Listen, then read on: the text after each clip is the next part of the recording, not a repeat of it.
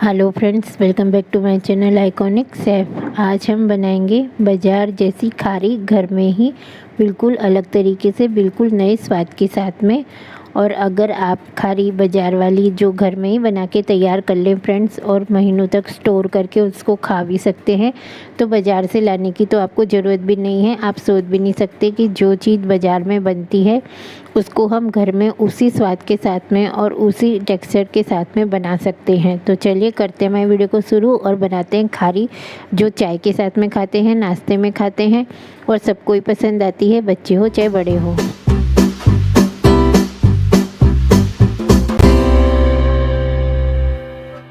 तो यहाँ पर हमने खारी बनाने के लिए 2 कटोरी मैदा ले लिए फ्रेंड्स। आपको जितनी खारी बनानी है उस हिसाब से आप यहाँ पे मैदा ले सकते हैं। थोड़ी सी और बच गई थी 2 चम्मच के जितनी, तो हमने वो भी सारी डाल दी है। अब यहाँ पर हम डालेंगे नमक। खारी में सिर्फ नमक ही डाला जाता है फ्रेंड्स। अगर आप चाहें तो यहाँ पे अजवाइन या जीरा डाल सकते हैं। हमने कुटा हुआ जीरा डाला है 1 चम्मच और 1 चम्मच नमक डाला है और दोनों चीज़ों को अच्छे से मैदा में मिला लिया है। अब मोइन के लिए यहाँ पर हम तेल डालेंगे। आप तेल डालना चाहें तो तेल भी डाल सकते हैं, नहीं तो घी भी डाल सकते हैं। तो ये आपकी चॉइस है कि आप यहाँ पे क्या डालना चाहते हैं। नहीं तो कितने लोग वनस्पति घी भी डालते हैं, तो आप वो भी डाल सकते हैं अगर आप खाते हैं। तो हमारे घर में कोई नहीं खाता, तो हमने यहाँ पे रिफाइंड का तेल डाला है फ्रेंड्स। और अच्छे से इसको हम मथ लेंगे। अच्छे से आपको मोइन लगा लेना है मिड़ के, जैसे कि आपकी मुट्ठी बन जानी चाहिए। जैसे आपकी मुट्ठी बन जाएगी तो मोइन आपका परफेक्ट लग गया है। तो आप देख सकते हैं यहाँ पर मुट्ठी हमारी बन गई है, तो मोइन हमारा बिल्कुल सही लगा है। अब यहाँ पे हम पानी डालते हुए सॉफ्ट सा आटा लगा के तैयार कर लेंगे। यहाँ पे हमें टाइट आटा नहीं लगाना और ना ही ज़्यादा ढीला लगाना है। मीडियम, जैसा हम रोटियों का आटा लगाते हैं वैसा आटा लगा के और आपको तैयार कर लेना है इस आटे को। तो फ्रेंड्स, बहुत ही झटपट से बनती तो नहीं है। मैं नहीं बोलूँगी आपसे कि ये रेसिपी बहुत जल्दी बन जाती है, टाइम लगता है इसको बनने में, लेकिन जब बन के तैयार होती है और जब घर वाले खाते हैं, तारीफ़ करते हैं, तो अच्छा लगता है। तो आप भी ज़रूर से बनाना। यहाँ पे हमारा आटा बन गया है, देख सकते हैं।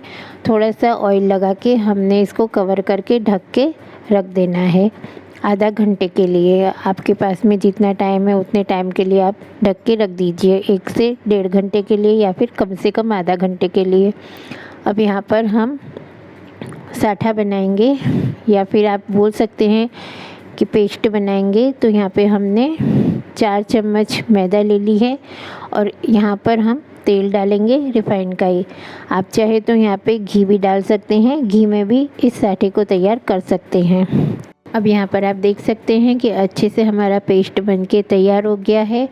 यहाँ पर आप मैदा ली है, हमने मैदा से बनाया है इस पेस्ट को। आप अरारोट का आटा ले सकते हैं या फिर चावल का आटा भी ले सकते हैं। अब आधा घंटा हो गया है और हमारा आटा अच्छे से सेट हो गया है, देख सकते हैं बहुत ही सॉफ्ट हो गया है, लोच भी आ गया है। तो अच्छे से एक बार इसको वापस से मथ लेंगे और पतली पतली लोइयाँ बना लेंगे। तो हमारी टोटल 10 लोई बनके यहाँ पे तैयार हुई थी फ्रेंड्स। छोटी छोटी पतली पतली हमने लोई बनाई थी।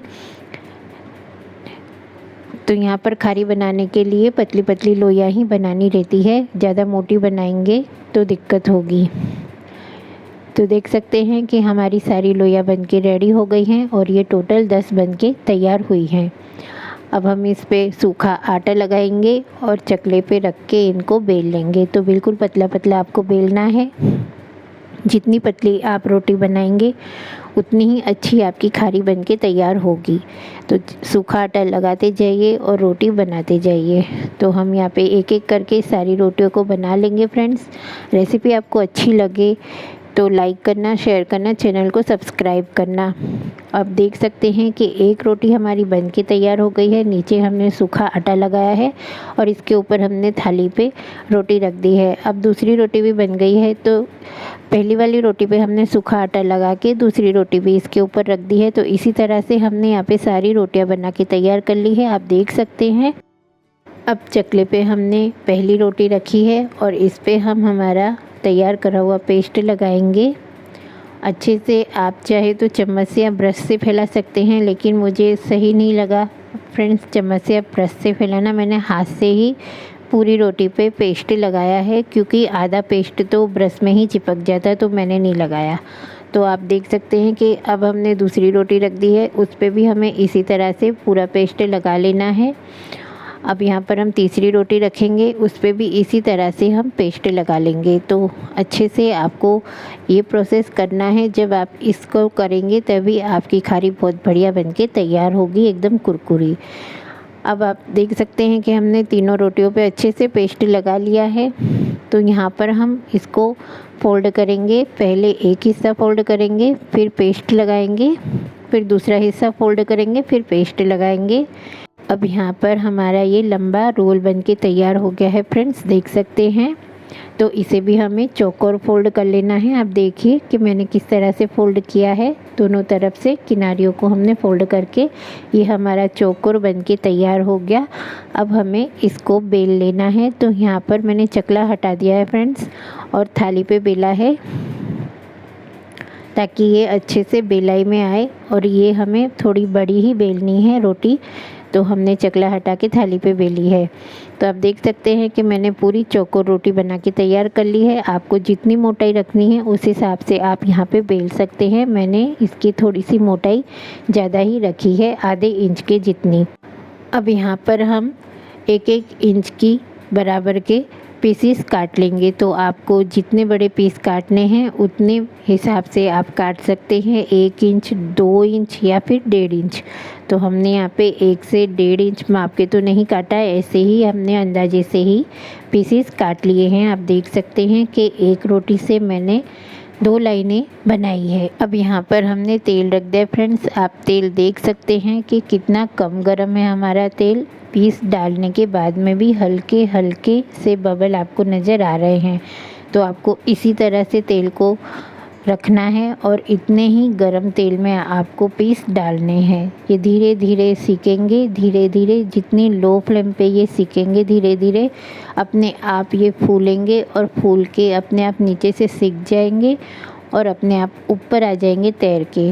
यहाँ पे आप देख सकते हैं कि कितना बड़ा हमारा पीस फूल गया है और तैर के ऊपर आ गया है। तो मैंने हल्के हाथ से पलट दिया है।